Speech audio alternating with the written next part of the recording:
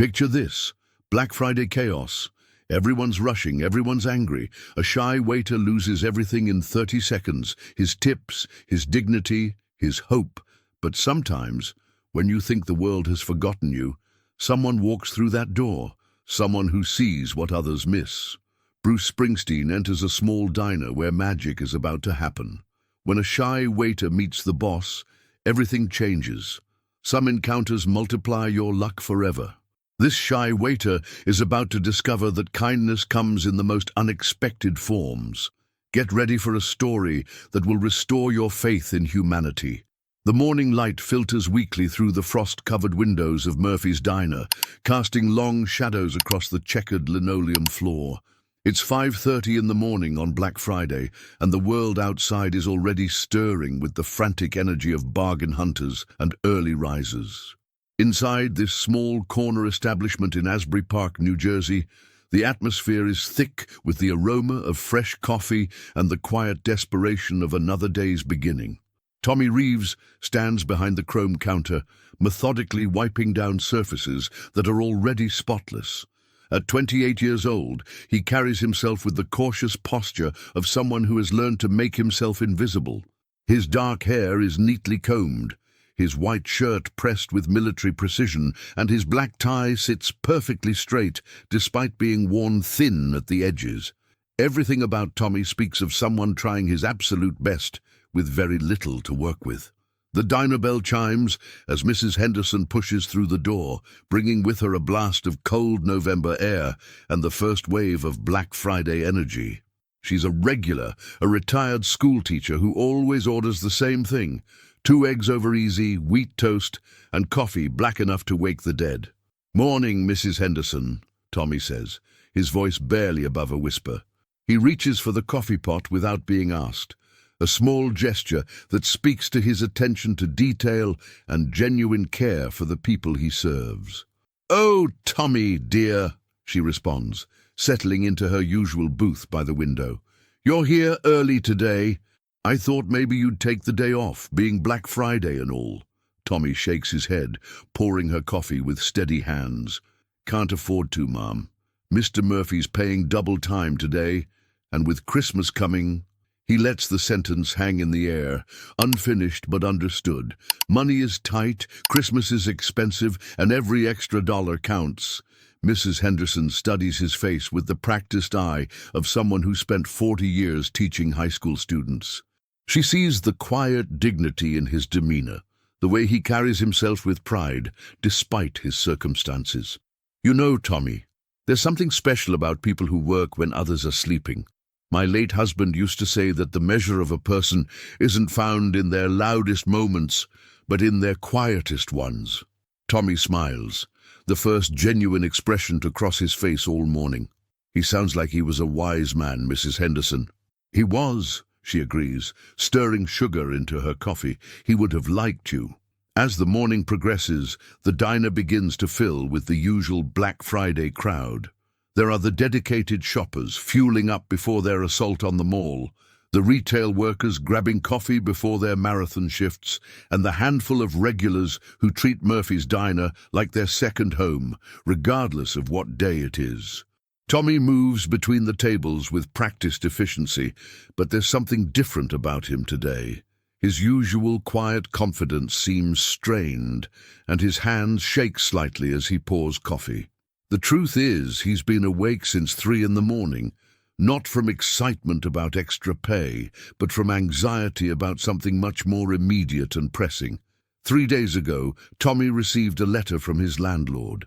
Rent increase, effective immediately. The additional $200 a month might as well be $2,000 for someone living paycheck to paycheck.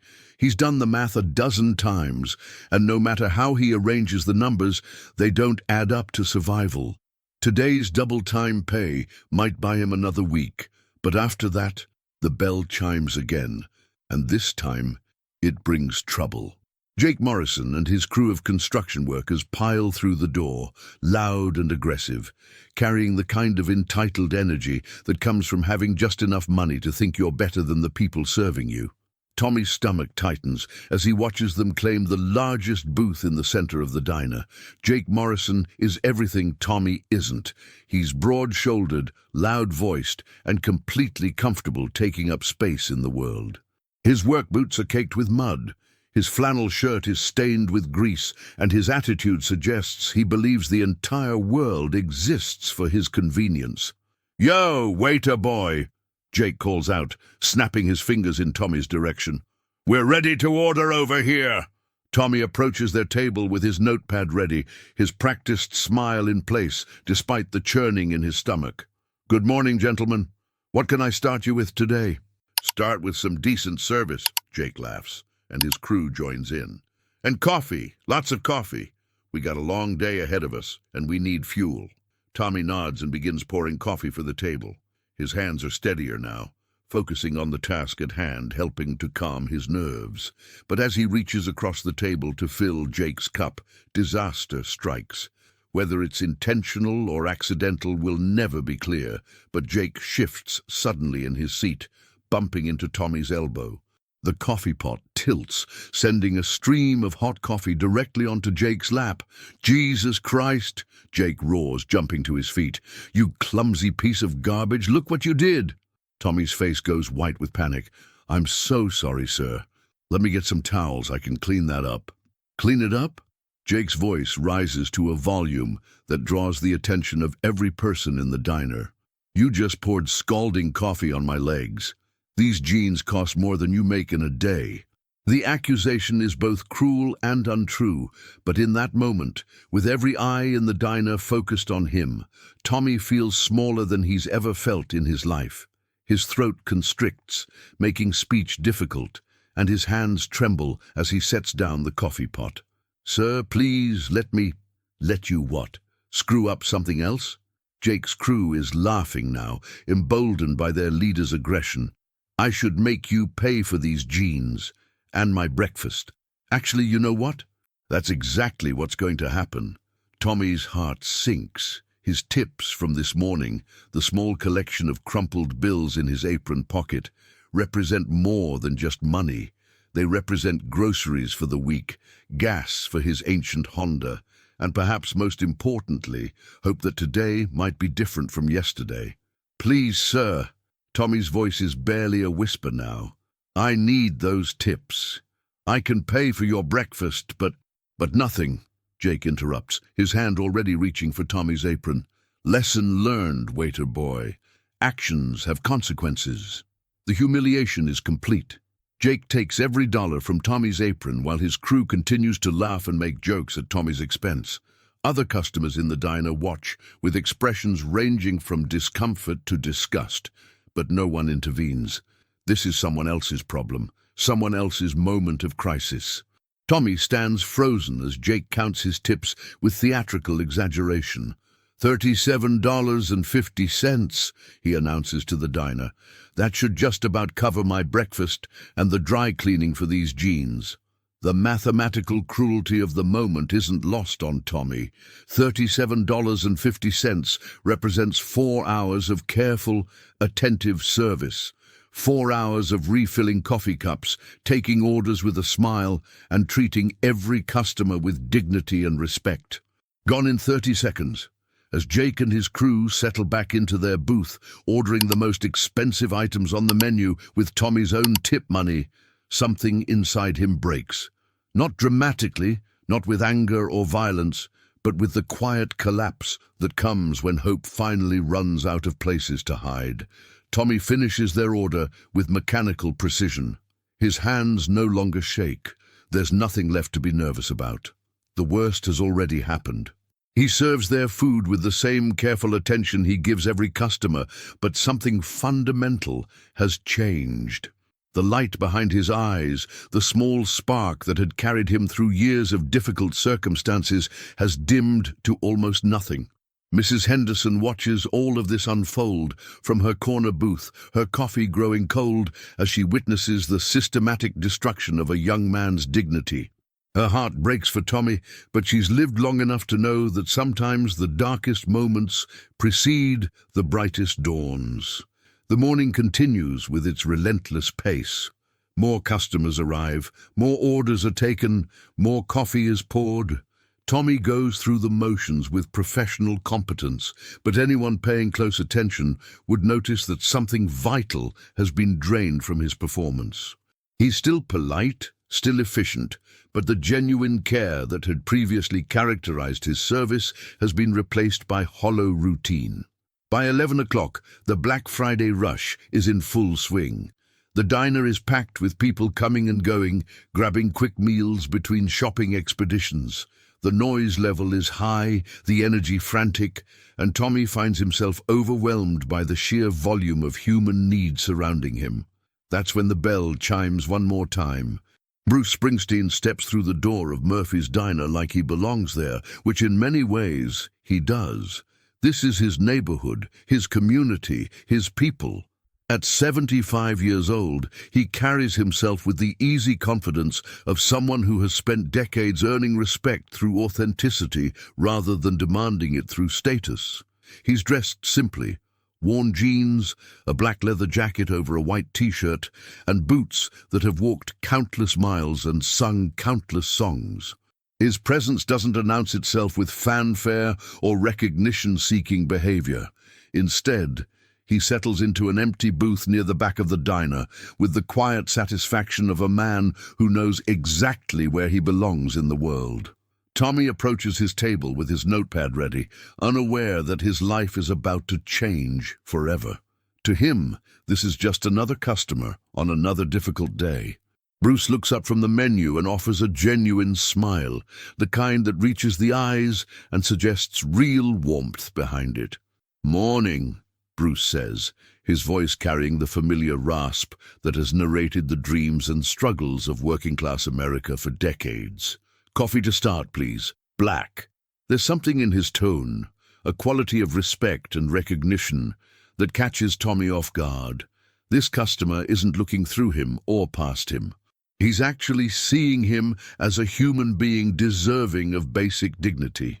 "Yes, sir," Tommy responds, pouring the coffee with hands that have steadied for the first time all morning. "Do you need a few minutes with the menu?" "I think I'm ready," Bruce says, closing the menu and looking directly at Tommy. "I'll take the breakfast special, eggs over easy, wheat toast, and those hash browns I can smell from the kitchen. They smell like my grandmother used to make." As Tommy writes down the order, Bruce notices something that others have missed all morning. The young man's uniform is impeccable, his demeanor professional, but there's a sadness around his eyes that speaks of recent hurt. Bruce has spent his entire career observing people, drawing stories from their faces and postures, and he recognizes pain when he sees it. "Rough morning?" Bruce asks gently as Tommy finishes writing. Tommy hesitates, surprised by the question.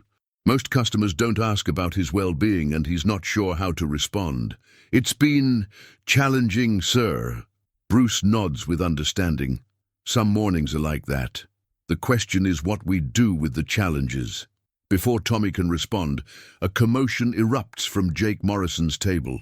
They're preparing to leave, and Jake is making a show of leaving an extremely small tip, coins scattered carelessly on the table, while loudly complaining about the service to anyone within earshot. "That's what you get when you hire people who can't handle the job," Jake announces, his voice carrying clearly across the diner. "Some people just aren't cut out for working with the public." Tommy's face flushes with embarrassment, but he says nothing. He's learned that responding to such cruelty only makes it worse. Better to endure silently and hope it passes quickly. Bruce observes this interaction with growing interest. He's seen this dynamic play out in diners and restaurants across America for decades, working people caught between economic necessity and public humiliation, trying to maintain dignity while being treated as less than human by people who have forgotten their own struggles. As Jake and his crew finally leave, the tension in the diner dissipates slightly. Tommy returns to Bruce's table to refill his coffee, his professional smile back in place, but noticeably strained. "Friends of yours?" Bruce asks with just a hint of sarcasm. Tommy shakes his head. "Just customers, sir." "Ah," Bruce nods. The kind of customers who think being served means having someone to look down on. The observation is so accurate and unexpected that Tommy pauses in his coffee pouring. For a moment, his careful professional facade slips and Bruce sees the real person underneath, young, hurt, but possessing a strength that hasn't been completely broken. People like that, Bruce continues, they've forgotten something important about respect. They think it flows in only one direction, down. But real respect, that moves both ways. Always. Tommy doesn't know how to respond to such unexpected kindness from a stranger. In his experience, customers either ignore him completely or treat him as part of the restaurant's equipment. This man is actually talking to him like he matters. "I'll get your breakfast started," Tommy says, retreating to the safety of routine. Bruce watches him go, recognizing something familiar in the young man's careful movements and quiet dignity. It reminds him of his father, Douglas Springsteen, who worked various jobs throughout his life while maintaining an unshakable sense of personal worth, despite how others might treat him. The breakfast arrives 15 minutes later, prepared with obvious care and attention. Tommy sets the plate down gently, ensuring everything is arranged perfectly. The eggs centered, the hash browns golden, the wheat toast cut diagonally just so. "This looks perfect," Bruce says, and means it. "You take pride in your work." Tommy pauses, surprised again by the observation. "I try to, sir." "It shows." Bruce takes a bite of the hash browns. "These are excellent. Your grandmother's recipe?" "The cook's, actually," Tommy admits. "Mrs. Garcia. She's been here longer than anyone. She says food tastes better when it's made with care instead of just speed." "Mrs. Garcia is a wise woman," Bruce agrees. "Food, like music, carries the spirit of the person who creates it." There's something about this customer that Tommy finds deeply calming. In a morning full of chaos and humiliation, this man's presence feels like a small island of sanity. His voice is steady, his questions genuine, and his manner suggests someone who has seen enough of the world to understand its complexities without becoming cynical about its possibilities. As Bruce eats his breakfast, he observes the rhythm of the diner around him. He watches Tommy move between tables with practiced efficiency, always polite, always professional, but carrying himself with the careful movements of someone trying to avoid drawing unwanted attention. The Black Friday crowd continues to cycle through. Harried shoppers grabbing quick meals, retail workers fortifying themselves for long shifts, families trying to coordinate their day's activities. Through it all, Tommy serves everyone with the same quiet competence, never complaining, never showing frustration, even when customers are rude or demanding. Bruce finishes his meal and signals for his check. When Tommy approaches with the bill, Bruce hands him a $50 bill for a $12 breakfast. "Sir, I can't make change for—" "No change needed," Bruce interrupts gently.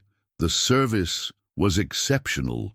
Tommy stares at the money, his mind struggling to process what's happening.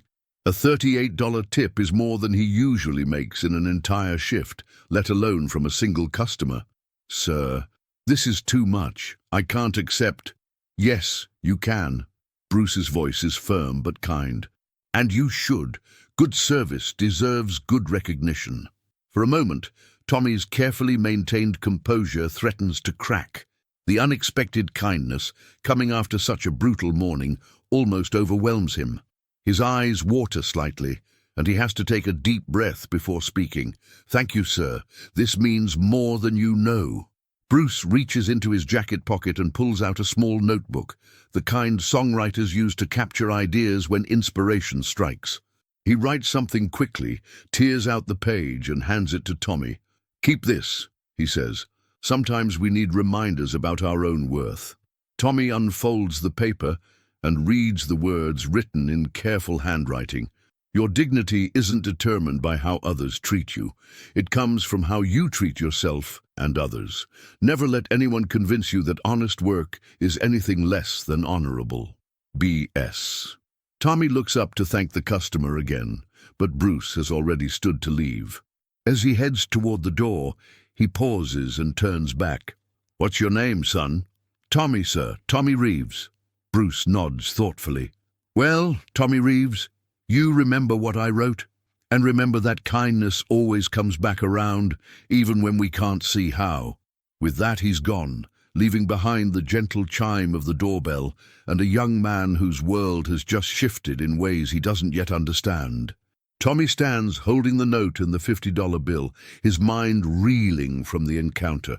In the span of 20 minutes, a complete stranger has shown him more respect and kindness than he's received from customers in months. But more than the money, more than the generous tip, it's the recognition of his humanity that touches him most deeply. Mrs. Henderson approaches the counter, having witnessed the entire interaction from her corner booth. "That was something special, wasn't it, Tommy?" she says quietly. Tommy nods, still processing what happened. "I don't understand it. Why would someone be so kind to a complete stranger?" Mrs. Henderson smiles with the wisdom of her years. "Maybe because he remembers what it's like to struggle. Maybe because he sees something in you that you don't see in yourself yet." The rest of the day passes in a blur of activity, but everything feels different now. The note from the mysterious customer sits in Tommy's pocket like a talisman, a reminder that not everyone in the world is cruel or indifferent. When other customers are rude or dismissive, he thinks about the man's words and finds strength he didn't know he possessed. As closing time approaches, Tommy helps clean the diner with renewed energy. The $50 tip, combined with his regular pay, means he can cover his rent increase for this month. But more importantly, something inside him has been restored, a sense of possibility that had been nearly extinguished by the morning's events. Mrs. Garcia, the cook, notices his improved mood as they finish their closing routine. "You seem different today, mijo," she observes. "Something good happen?" Tommy tells her about the mysterious customer, about the unexpected kindness, and the note that now sits carefully folded in his wallet. Mrs. Garcia listens with the attention of someone who has seen many young people struggle and understands how powerful small gestures can be. "Some people," she says thoughtfully, "they carry light with them. They share it without expecting anything back. You met someone like that today." That night, Tommy sits in his small apartment, holding the note and thinking about the day's events. The contrast between Jake Morrison's cruelty and the mysterious customer's kindness represents something larger about the choices people make in how they treat each other. He reads the note again. "Your dignity isn't determined by how others treat you. It comes from how you treat yourself and others. Never let anyone convince you that honest work is anything less than honorable." For the first time in months, Tommy allows himself to imagine a different future. Maybe he could save enough money to go back to school. Maybe he could learn a trade, start his own business, become someone who could show the same kind of kindness to others that had been shown to him today. The next morning arrives grey and cold, but Tommy feels something he hasn't experienced in a long time, anticipation instead of dread. He arrives at Murphy's Diner 30 minutes early, using the extra time to prepare for the day with unusual care and attention. Mrs. Henderson arrives for her regular breakfast, settling into her familiar booth by the window. As Tommy pours her coffee, she notices the change in his demeanor immediately. "You look different today, dear. Lighter, somehow." Tommy smiles, the first completely genuine smile he's managed in weeks. "I feel different. Yesterday, someone reminded me of something I'd forgotten. And what was that? That I matter, that my work matters, that how I treat people matters." Mrs. Henderson nods approvingly. "Those are important things to remember, and now that you remember them, what will you do with that knowledge?" The question catches Tommy off guard. He's been so focused on how the mysterious customer's kindness made him feel that he hasn't considered what obligations that kindness might create. "I'm not sure," he admits. "What do you think I should do?" Mrs. Henderson stirs sugar into her coffee thoughtfully. "Well, kindness is like a song, isn't it? It's only complete when it's shared. Someone sang to you yesterday, now it's your turn to sing. Throughout the morning, Tommy finds opportunities to implement Mrs. Henderson's advice. When a frustrated mother with 3 young children struggles to manage her order, he quietly brings extra napkins and crackers for the kids without being asked. When an elderly man fumbles with exact change, Tommy waves away the missing pennies with a smile. Each small act of kindness feels like practice, like learning to play a song he's always known, but never had the confidence to perform. The mysterious customer's gift wasn't just money or encouraging words. It was permission to see himself as someone capable of making a positive difference in other people's days. Around noon, as the lunch rush begins to build, something remarkable happens. A young woman enters the diner, clearly distressed. She's been crying, her makeup smudged, her hands shaking as she takes a seat at the counter. Tommy approaches with his usual professional demeanor, but the woman's obvious distress calls for something more than routine service. "Are you all right, miss?" he asks gently. The question opens floodgates. The woman explains that she's just been fired from her job, that she doesn't know how she'll pay her rent, that she came to the diner because it was the only place she could afford, and she needed somewhere to think. Tommy listens without judgment, occasionally refilling her coffee, offering tissues when her tears return.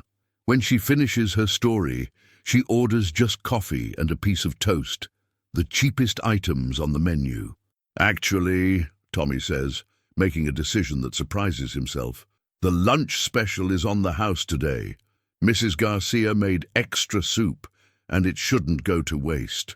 The woman protests, but Tommy insists with the same gentle firmness the mysterious customer had shown him the day before. As she eats, color returns to her cheeks, and her posture straightens slightly. The simple act of being treated with dignity and kindness begins to restore something vital within her. When she leaves, she presses a crumpled $5 bill into Tommy's hand, probably the last of her money, but her eyes are brighter than when she arrived. Tommy tries to refuse the tip, but she insists with words that echo in his mind long after she's gone. Sometimes we need to accept kindness to remember our own worth. The afternoon brings a steady stream of customers, each presenting Tommy with opportunities to practice the lesson he's learning. A businessman, frustrated with slow service, receives patient attention and a calm explanation about the kitchen's preparation time. A group of teenagers, loud and demanding, are treated with the same respect Tommy shows every customer, and their behavior improves in response to his professional demeanor. By closing time, Tommy realizes that something fundamental has shifted in his approach to work and life. The mysterious customer's kindness has created a ripple effect, spreading outward through every interaction, every moment of patience, every small gesture of care. As he helps close the diner, Mrs. Garcia pulls him aside. "You know, mijo, I've been working in restaurants for 30 years. I can tell when someone learns the secret." "What secret?" "That serving people isn't just about bringing food to tables. It's about recognizing the humanity in everyone who walks through that door." "You learned that yesterday, didn't you?" Tommy nods, understanding now why the day felt so different, so much more meaningful than usual. "The man who showed you kindness," Mrs. Garcia continues, "he planted a seed, but you're the one making it grow." That evening, Tommy walks home through the streets of Asbury Park with a sense of purpose he hasn't felt in years. The note from the mysterious customer remains in his wallet, but he no longer needs to read it to remember its message. It's become part of him now, integrated into his understanding of who he is and who he can become. 3 days later, on a quiet Tuesday morning, the diner bell chimes, and Bruce Springsteen returns. He settles into the same booth, orders the same breakfast, and greets Tommy with the same genuine warmth. But something is different about their interaction this time. Tommy moves with newfound confidence, his service infused with natural grace and authentic care. "You seem different," Bruce observes as Tommy pours his coffee.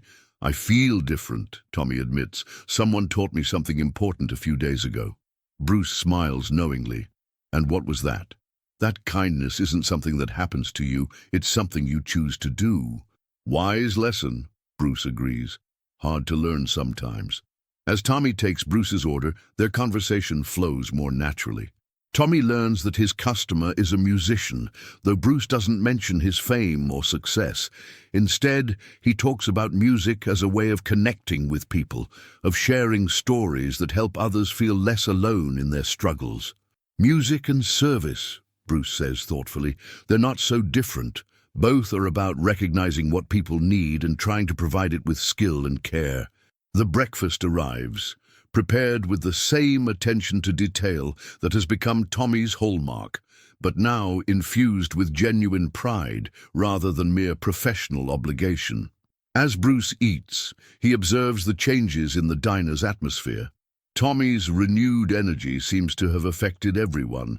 Mrs. Garcia hums while cooking, other customers linger longer over their coffee, and the overall mood feels lighter, more connected. You've been practicing, Bruce notes. Practicing kindness. It's like any skill. The more you use it, the better you get. Tommy considers this. I never thought about it that way, but you're right. It does feel like practice, like learning to play an instrument. Exactly. Bruce's eyes light up with recognition. And like music, kindness gets better when it's shared with others. When Bruce finishes his meal, he again leaves a generous tip. But this time, Tommy accepts it with gratitude, rather than bewilderment.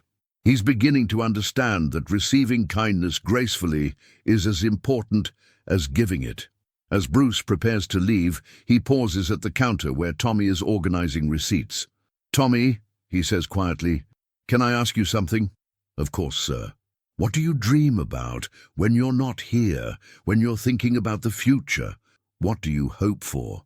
The question is so unexpected, so personal, that Tommy has to think before answering. No customer has ever asked him about his dreams before. "I guess I dream about mattering, about doing work that makes a difference, about being able to help people the way someone helped me." Bruce nods slowly. Those are good dreams, worth pursuing. He reaches into his jacket and pulls out a business card, placing it on the counter. "There's a community center in town that's looking for someone to help coordinate their meal program for seniors. They need someone who understands service, who treats people with dignity. The pay isn't great, but the work—" He pauses, searching for words. "The work matters." Tommy stares at the card, his mind racing. "Why are you telling me this?" "Because sometimes the best way to thank someone for kindness is to pass it on. And because I think you'd be good at it." Bruce heads toward the door, then turns back one final time. "Oh, and Tommy, that note I gave you, don't just keep it." After he leaves, live it. Tommy examines the business card. It's for the Asbury Park Community Outreach Center, and written in pencil on the back is a name and phone number with a note, "Tell them Bruce sent you." Mrs. Henderson, who has been watching the entire interaction from her corner booth, approaches the counter. "That was the same man from before, wasn't it?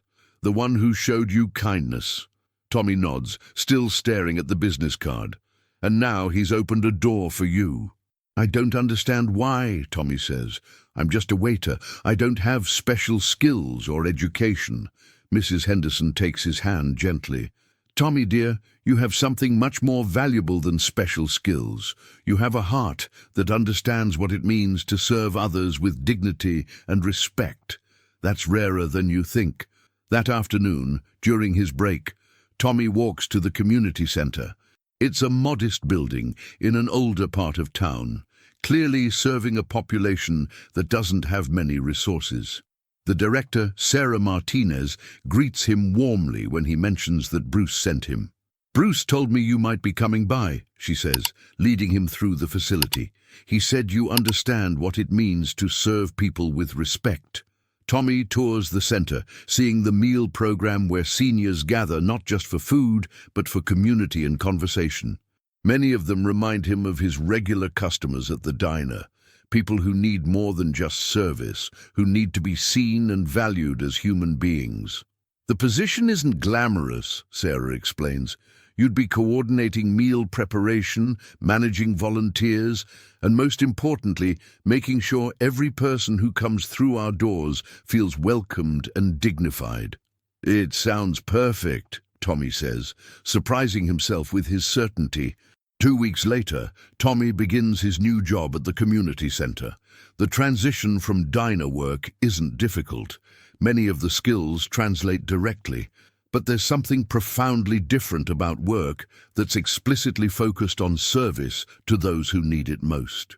His first day, he meets Dorothy Washington, an 83-year-old retired nurse who comes to the center 3 times a week. She's sharp-minded and independent, but admits that the community and conversation are as important as the meals. "Young man," she says to Tommy as he serves her lunch, "you have gentle hands. That matters more than you know when you're serving people who have been invisible to the world for too long." Over the following months, Tommy develops relationships with dozens of seniors, each with their own stories, struggles, and wisdom. He learns about resilience from people who have survived economic hardships, family losses, and social changes that would challenge anyone's spirit.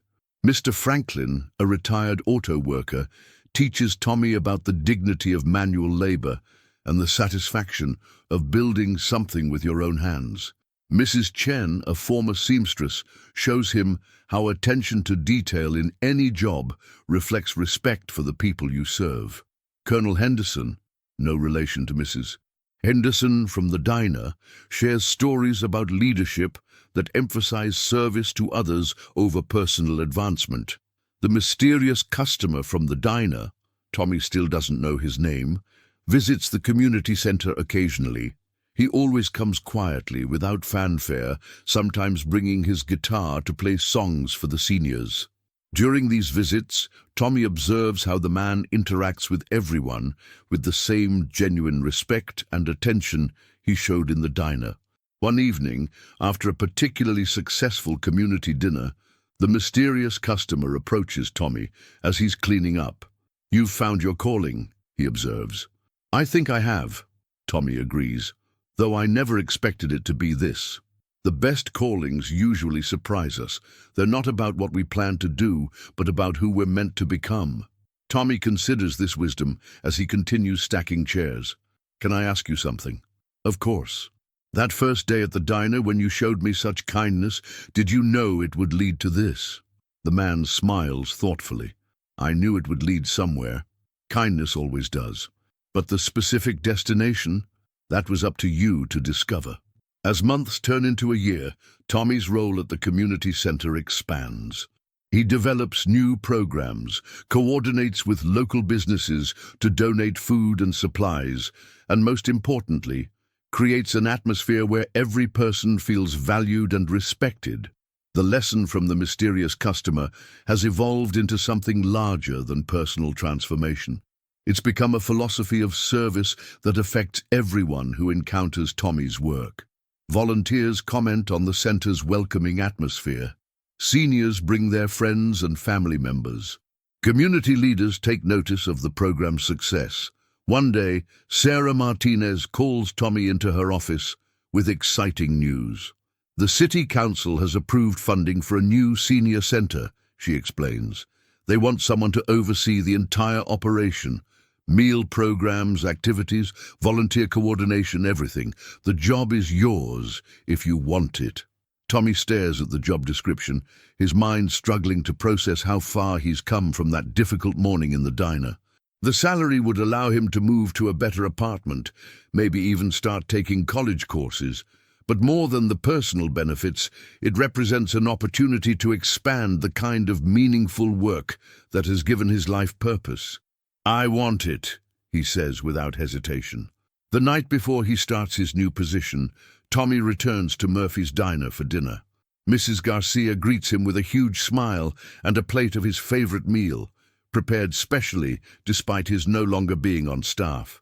"Look at you, mijo," she says proudly, "from our little diner to running your own center. But you know what makes me proudest?" "What's that?" "You never forgot where you came from. You never forgot how to treat people with respect." Mrs. Henderson is there too, occupying her familiar corner booth. She raises her coffee cup in a toast. "To Tommy Reeves," she announces to the diner, "who learned that service is about more than taking orders." The other customers join in the toast, many of them people Tommy served during his time at the diner. Their faces reflect genuine affection and respect for someone who always treated them as more than just orders to be filled. As Tommy sits in the diner where his transformation began, he reflects on the journey that brought him to this moment. The mysterious customer's kindness had been like a stone thrown into still water, creating ripples that expanded far beyond anything he could have imagined that difficult Black Friday morning. The new senior center opens 6 months later with a ribbon-cutting ceremony attended by city officials, community leaders, and dozens of the seniors who will benefit from its programs. Tommy stands at the podium, looking out at the crowd, searching for the face of the man who started it all. He's there, standing quietly in the back, applauding with genuine pride as Tommy addresses the gathering. "This center exists because someone taught me that kindness isn't just about being nice to people," Tommy says into the microphone. "It's about recognizing the dignity and worth in every human being, regardless of their circumstances. It's about understanding that service, real service, is one of the highest callings we can answer." After the ceremony, as the crowd disperses and tours the new facility, Tommy finds the mysterious customer examining the community garden that's been planted behind the building. "Beautiful space," the man says, gesturing toward the rows of vegetables and flowers tended by volunteer seniors. "It was Mrs. Chen's idea," Tommy explains. "She said people need to grow things, to nurture something beyond themselves. It gives them purpose." Mrs. Chen is wise. Gardens and music, they both teach us about patience, care, and the rewards of tending something with love. They walk through the garden in comfortable silence, past tomatoes and peppers, sunflowers and marigolds. Finally, Tommy finds the courage to ask the question that's been on his mind for over a year. "I still don't know your name." The man smiles. "Does it matter?" Tommy considers this. "I used to think it did. I wanted to know who to thank, who to tell people about when they asked how all this started. But now I understand that the name isn't important. What's important is the choice you made to show kindness to a stranger who needed it. Anyone can make that choice." "Exactly," the man agrees. "The power isn't in who I am. It's in what you decided to do with the kindness you received." As they complete their circuit of the garden, Tommy realizes this conversation feels like both an ending and a beginning. The mystery of his benefactor's identity no longer matters because the lesson has been fully learned and implemented. "Will I see you again?" Tommy asks. "Oh, I think our paths will cross from time to time. This is a small town and I like to keep track of the good work being done in it." The man heads toward the parking lot, then pauses and turns back. "Tommy, there's one more thing you should know." "What's that?" "That morning in the diner, when I saw how that customer treated you, I was angry. Really angry. I wanted to intervene, to tell him what I thought about people who treat service workers with such disrespect." Tommy nods, understanding the feeling completely. "But then I watched how you handled it, with dignity, with professionalism, without letting his cruelty make you cruel in return. That's when I knew." "Knew what?" "That you were someone worth investing in, that kindness shown to you would multiply rather than just disappear." The man extends his hand for a final handshake.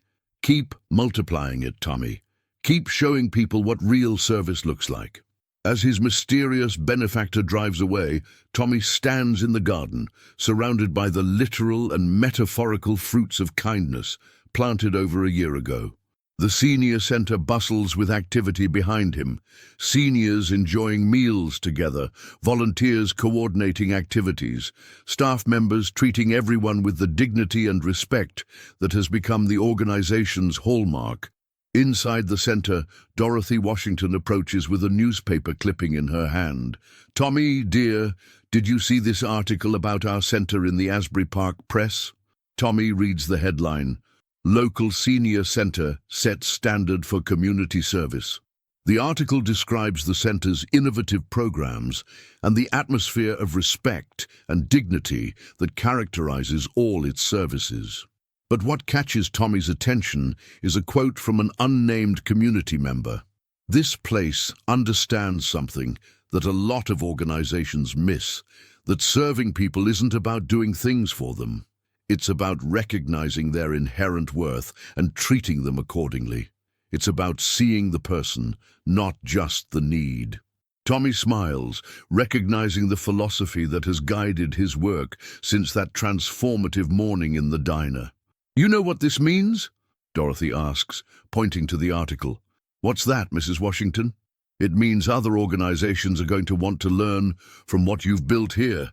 It means you're going to have opportunities to spread this approach beyond just our little center." She's right. Over the following weeks, Tommy receives calls from community centers in neighboring towns, from social service agencies across the state, from organizations wanting to understand how to create the kind of respectful, dignified service environment that has made their center so successful. Each conversation follows a similar pattern. The callers expect complex methodologies, specialized training programs, or innovative technologies. Instead, Tommy tells them about a simple principle learned from a stranger in a diner. Treat every person you serve as if they matter, because they do. Some callers are disappointed by the simplicity. They want complicated solutions to what they perceive as complicated problems, but others understand immediately, recognizing in Tommy's words a truth they've always known, but perhaps forgotten in the complexity of their daily work. Sarah Martinez, now promoted to oversee community services for the entire city, often uses Tommy's story as an example in her presentations to other organizations. Transformation doesn't always require massive resources or revolutionary ideas, she explains. Sometimes it just requires one person deciding to treat others with genuine respect and kindness, and having the courage to make that approach the standard rather than the exception. As Tommy's second anniversary at the community center approaches, he decides to organize a special event, not to celebrate himself, but to honor all the people who have contributed to the center's success. Seniors, volunteers, staff members, community partners, and local supporters all gather for an evening of food, music, and storytelling. The mysterious customer is there, as Tommy hoped he would be. During the evening, he performs several songs on his acoustic guitar, classic American folk songs about working people, about dignity and struggle, about the connections that bind communities together. After his performance, an elderly gentleman named Frank approaches the stage. "Excuse me," Frank says, "but aren't you Bruce Springsteen?" The room falls silent. Tommy's mysterious benefactor smiles and nods. "Yes, I am." Suddenly, everything makes sense to Tommy. The wisdom about music and service, the understanding of working-class struggles, the natural way he connected with everyone he met. Bruce Springsteen, one of America's most celebrated musicians, had been the stranger who showed kindness to a struggling waiter and changed the trajectory of his entire life. But even as the realization settles over the room, Tommy notices something important. The revelation doesn't change anything fundamental about their interaction or its impact. Bruce's fame doesn't make his kindness more valuable, just as Tommy's humble circumstances didn't make him less deserving of respect and recognition. After the event, as people slowly disperse into the cool evening air, Tommy and Bruce find themselves alone on the center's front steps. "I wish I'd known," Tommy says quietly. "Why?" Bruce asks. Tommy thinks about this. "I'm not sure. Maybe so I could have thanked you properly. Maybe so I could have understood better what was happening." Bruce shakes his head. "If you'd known who I was, it might have changed how you received the kindness. You might have thought it was about my fame or success instead of about your own worth as a human being." The wisdom in this observation strikes Tommy deeply. The anonymous kindness had been pure, uncontaminated by expectations or calculations about status or recognition. Besides, Bruce continues, the important thing was never who I am. It was who you chose to become with the opportunity you were given. Over the following months, word spreads about Bruce Springsteen's quiet involvement in the community center's success. Media outlets want to interview Tommy about his famous benefactor, but Tommy consistently redirects the focus back to the principles that guide his work rather than the celebrity connection. Mr. Springsteen's kindness was important, he explains in one interview, but not because of who he is professionally. It was important because it reminded me that every person deserves to be treated with dignity and respect, and that small acts of kindness can create enormous positive change. This message resonates far beyond Asbury Park. Tommy begins receiving invitations to speak at conferences about community service, organizational culture, and the practical applications of treating people with genuine respect. His presentations are simple but powerful, always returning to the fundamental lesson learned that Black Friday morning in Murphy's Diner. During one particularly memorable presentation to a group of healthcare workers, Tommy explains the ripple effect of kindness. When someone treats you with genuine respect and kindness, especially when you're struggling, it doesn't just make you feel better in that moment. It reminds you of your own capacity for goodness. It gives you permission to see yourself as someone capable of making a positive difference in other people's lives. A nurse in the audience raises her hand. But what if people don't respond to kindness? What if they're too angry or hurt or defensive? Tommy considers the question thoughtfully. Sometimes people aren't ready to receive kindness. Sometimes their pain is too fresh, their defense is too necessary. But that doesn't mean the kindness is wasted. Seeds don't always sprout immediately, but they're still seeds. Sometimes kindness plants something that grows later when the person is ready to let it.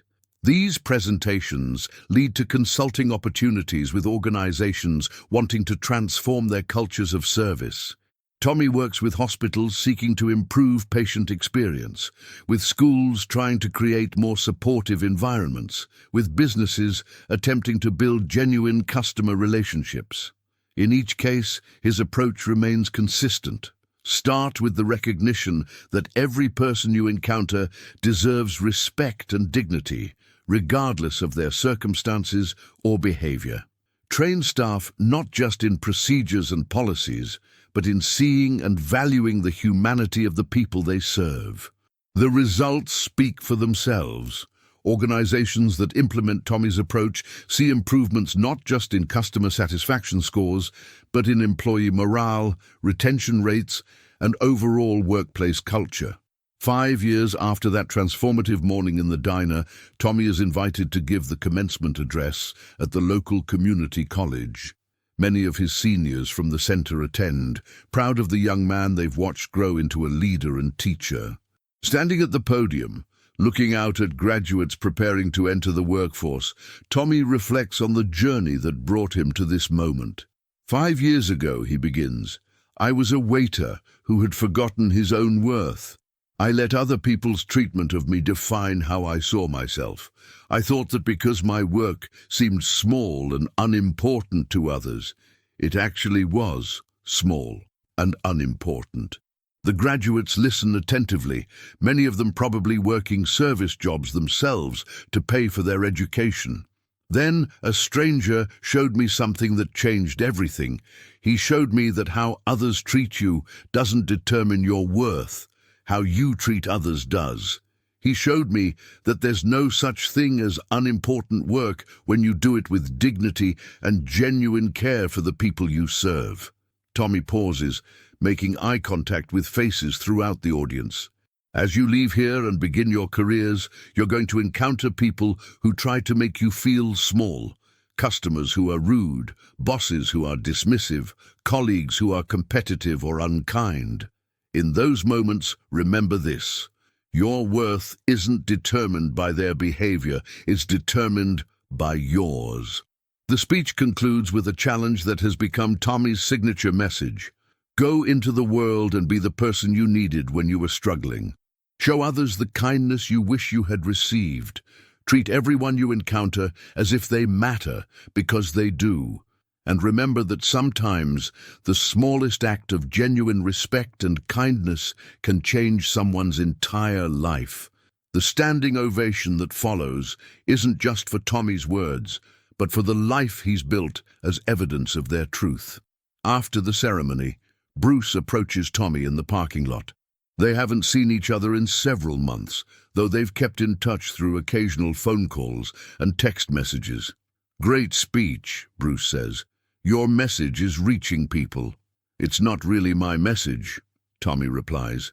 "It's the one you taught me in the diner that day." "No!" Bruce shakes his head. "I planted a seed, but you grew it into something much larger than what I gave you. You turned one act of kindness into a philosophy of life that's now touching thousands of people."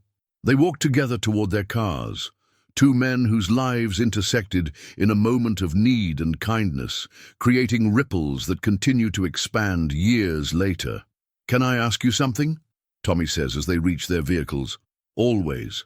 That morning in the diner when you decided to show me kindness, was it planned? Did you go there intending to help someone?" Bruce considers the question carefully. "No, it wasn't planned. I went there for breakfast. But when I saw how that customer treated you, and how you handled it with such dignity, despite being hurt, something inside me recognized something important." "What was that?" "That you were someone who understood the value of treating others with respect, even when you weren't receiving it yourself. That told me you were someone who would use kindness well if it was given to you." Tommy nods, understanding now why that morning felt so pivotal, so full of possibility despite its difficult beginning. "The lesson I've learned," Tommy continues, "is that we all have opportunities every day to be that person for someone else. Every interaction is a chance to plant seeds of kindness and recognition." "Exactly," Bruce agrees. "And that's why your work matters so much. You're not just running a community center or giving speeches. You're teaching people to recognize those opportunities and act on them." As they prepare to part ways, Bruce reaches into his car and pulls out a small wrapped package. "I brought you something," he says, handing Tommy the gift. Tommy unwraps it carefully, revealing a framed photograph of the community center on opening day, with the inscription on the back. "For Tommy Reeves, who proves every day that kindness multiplies when it's planted in good soil. Thank you for growing something beautiful." "Bruce." "Thank you," Tommy says, genuinely moved by the gesture. "This will go in my office, right where I can see it every day." "Good," Bruce says.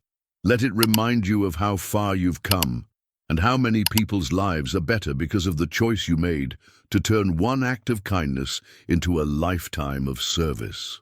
10 years after that transformative Black Friday morning, Tommy has become a nationally recognized expert on service culture and community building. His book, The Dignity of Service, Lessons from a Diner, has been read by managers, social workers, teachers, and healthcare professionals across the country. The community center he leads has become a model replicated in dozens of cities. But more importantly, the thousands of people who have encountered Tommy's approach to service, whether as recipients or as staff members trained in his methods, carry his message forward in their own interactions with others. Mrs. Henderson, now in her 80s, but still sharp and engaged, often visits the center for their weekly book club. During one of these visits, she pulls Tommy aside for a private conversation. "You know, dear, I've been thinking about that morning in the diner all those years ago. What about it, Mrs. Henderson? I was there when that awful man humiliated you. I was there when Bruce showed you such unexpected kindness.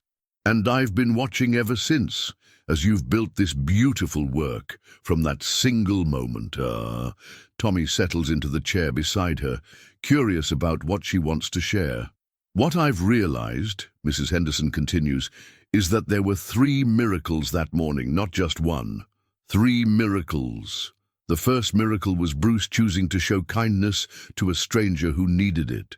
The second miracle was you choosing to receive that kindness and let it change you, instead of dismissing it or feeling unworthy of it." Tommy nods, following her reasoning. "And the third miracle?" Mrs. Henderson's eyes twinkled with the wisdom of her years.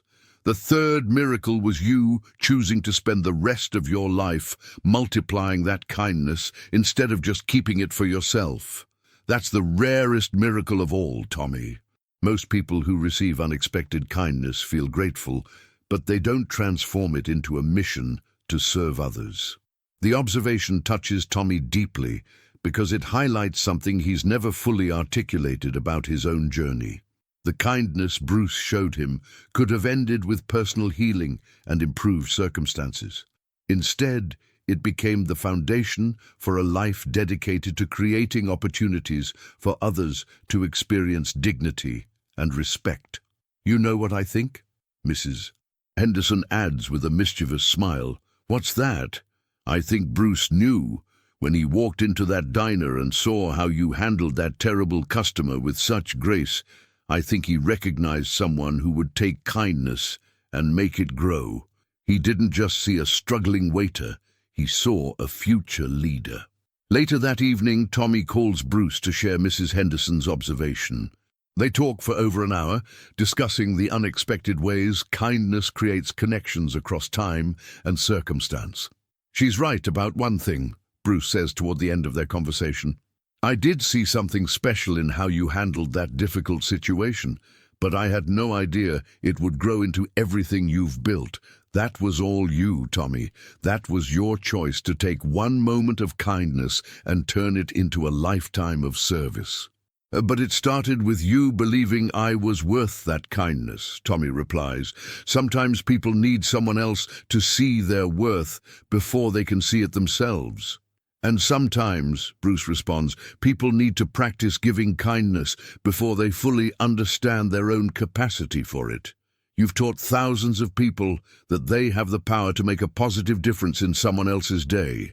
That's a pretty remarkable legacy for a conversation that started over breakfast in a diner.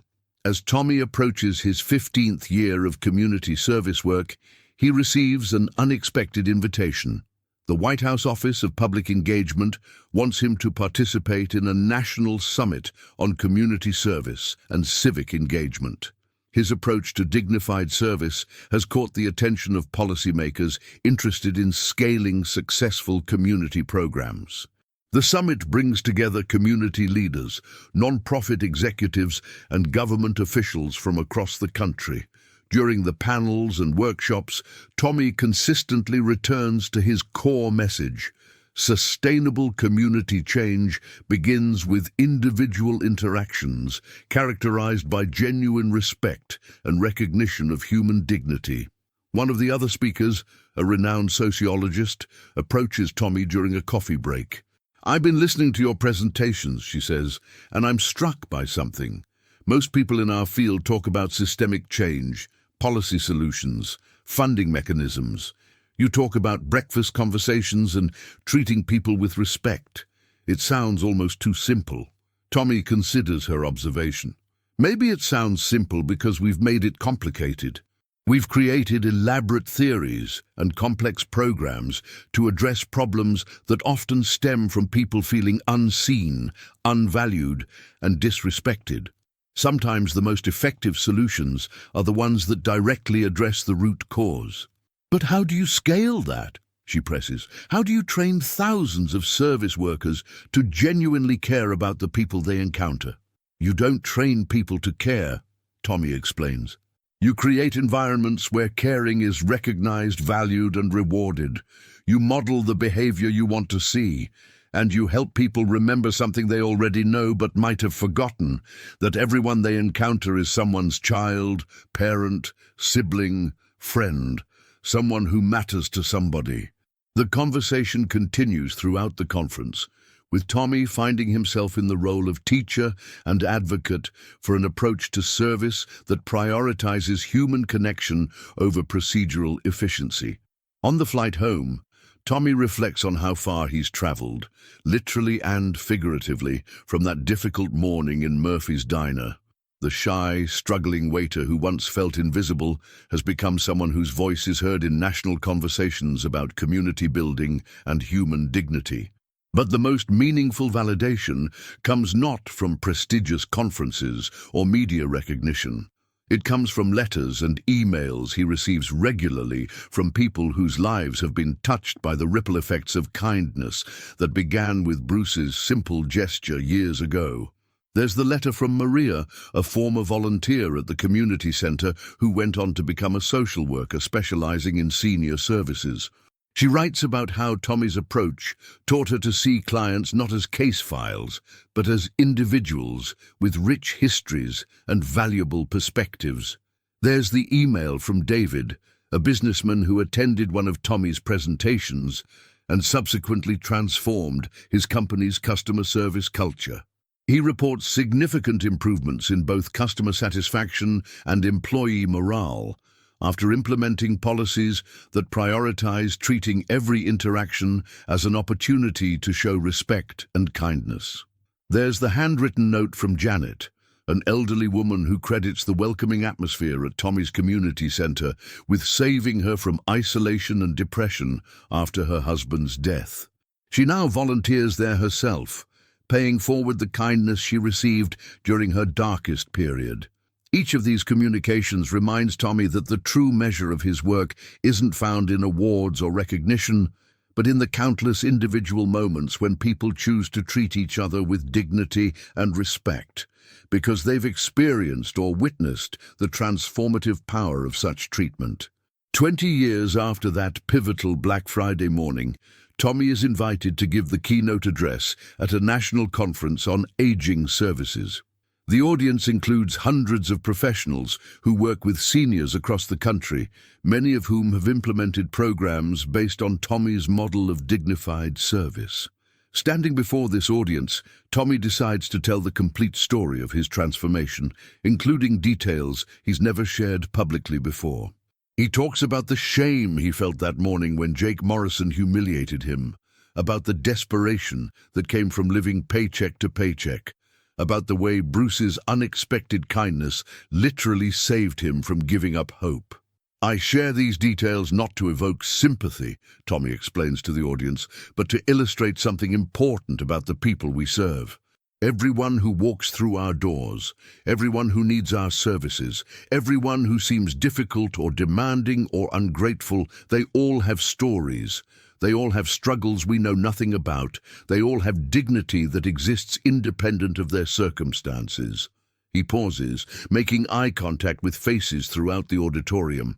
20 years ago, I was the person who needed kindness desperately, but was too proud and too hurt to ask for it directly. I was the person whose worth wasn't visible on the surface, whose potential was hidden beneath difficult circumstances. If Bruce Springsteen hadn't seen past my situation to recognize my humanity, if he hadn't chosen to treat me with respect I hadn't asked for and maybe didn't seem to deserve, none of us would be here today talking about dignified service. The speech concludes with a challenge that has become central to Tommy's message. Every day, each of you encounters people who are where I was 20 years ago, struggling, discouraged, maybe even a little hopeless. You have the opportunity to be for them what Bruce was for me. You have the power to plant seeds of kindness that could grow into something beautiful and lasting. The question is, will you recognize those opportunities when they present themselves, and will you have the courage to act on them? The standing ovation that follows lasts several minutes, but Tommy barely notices. His attention is focused on a familiar figure in the back of the auditorium, applauding with quiet pride. Bruce has attended his speech, just as he's quietly supported Tommy's work for 2 decades. After the conference, they meet for dinner at a small restaurant near Tommy's hotel. The conversation flows easily, covering Tommy's latest projects, Bruce's continued musical endeavors, and their shared observations about the power of community connection. "You know what strikes me most about your story," Bruce says, as their meal winds down. "It's not unusual for someone to receive kindness and feel grateful for it. It's not even unusual for someone to pay that kindness forward in small ways. What's remarkable is how you've built an entire philosophy and career around multiplying one moment of human decency." Tommy considers this, I think it happened because I understood so clearly what it felt like to be invisible, to feel like I didn't matter. Once I experienced being truly seen and valued, I couldn't ignore it when I encountered other people in that same place. That's empathy in its highest form, Bruce observes. Not just understanding someone else's pain intellectually, but being moved to action by that understanding. As they prepare to part ways, Bruce reaches across the table and clasps Tommy's hand. "Thank you," he says simply. "For what?" "For proving that kindness works. For showing that one small act of decency can create ripples that touch thousands of lives. For building something beautiful from something that started so simply." Tommy returns the handshake, feeling the connection that has sustained their friendship across 2 decades. "Thank you for seeing me when I couldn't see myself," he responds. "Thank you for believing I was worth the investment of your kindness. You were always worth it, Tommy. I just helped you remember." As Tommy flies home the next morning, he reflects on the circular nature of gratitude and recognition. The kindness he received has been multiplied exponentially through his work, but the original giver continues to express appreciation for what grew from his simple gesture. It's a reminder that kindness creates connections that transcend individual transactions, building relationships and communities that endure. Back home, Tommy returns to his daily routine at the community center. The work feels fresh, despite being familiar, infused with renewed purpose from his conversations with Bruce and his reflection on the journey that brought him here. During the weekly volunteer orientation, he addresses a group of new helpers, college students, retirees, professionals looking to give back to their community. As he explains the center's philosophy and procedures, he emphasizes the principle that has guided all his work. Our goal here isn't just to provide services to seniors. Our goal is to create an environment where every person who enters feels valued, respected, and seen. That might sound simple, but it requires intentionality and practice.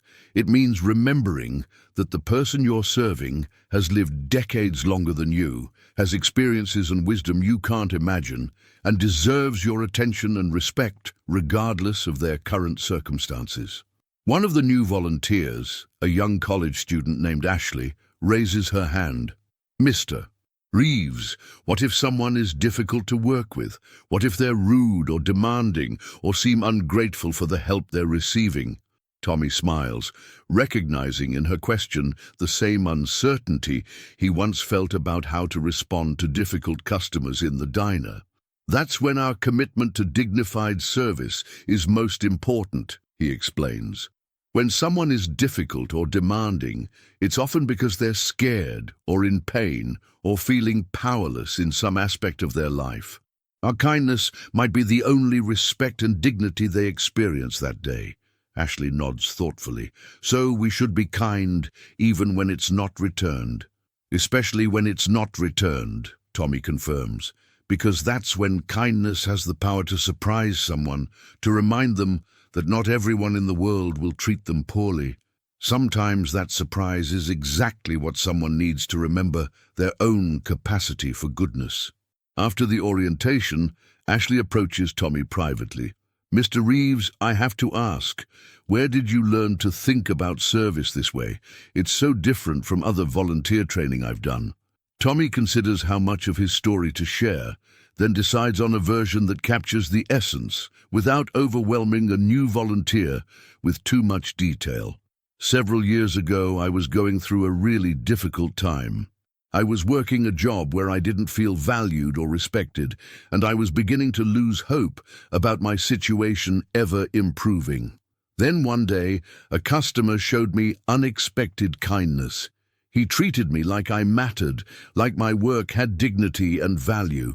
That experience changed my life because it reminded me of something I'd forgotten, that everyone deserves to be treated with respect, regardless of their circumstances." Ashley listens intently, clearly moved by the story. "So you built all of this," she gestures around the bustling community center, "because someone was kind to you?" I built this because someone showed me that kindness has the power to transform lives, Tommy corrects gently. And because I learned that once you've experienced being truly seen and valued, you can't help but want to create that experience for others. Over the following months, Tommy watches Ashley develop into one of their most effective volunteers. She approaches every interaction with seniors with genuine curiosity about their lives and experiences. Her respect for their stories and perspectives creates connections that extend far beyond the services she provides.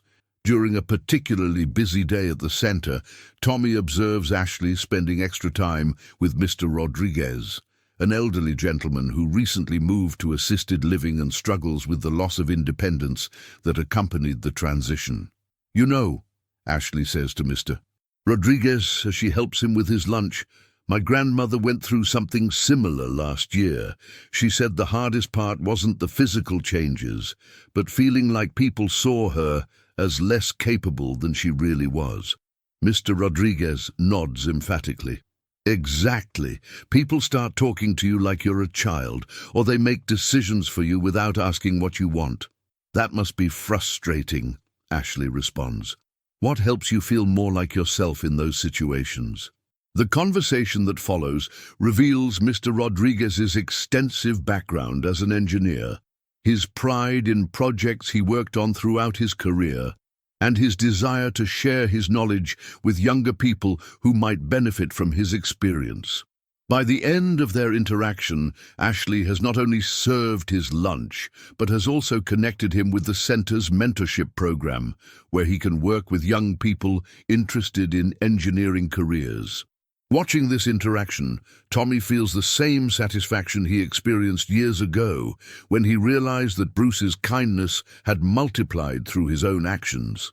Ashley has learned not just procedures for serving seniors, but the deeper skill of seeing and valuing the whole person behind immediate needs.